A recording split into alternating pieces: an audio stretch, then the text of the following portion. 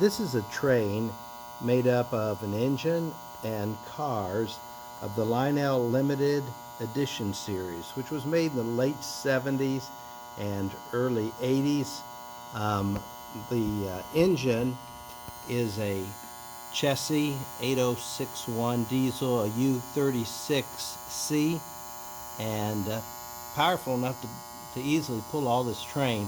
But the limited series that they made, each one of these cars had metal trucks and metal wheels on them.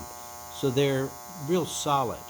And these are just beautiful cars. Pure, which back in, I don't know, the day was the car for the fuel for NASCAR. Then you have Sinclair, you got Sidco, and then you have a refrigerated car, Green Bay and Western.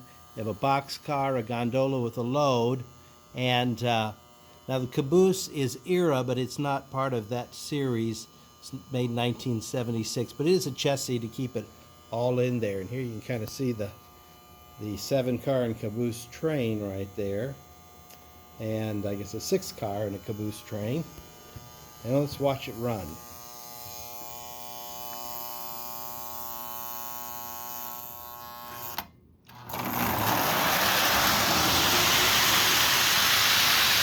It goes fine.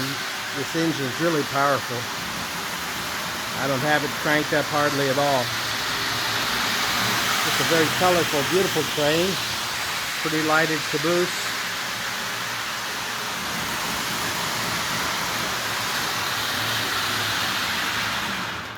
And it runs well in reverse.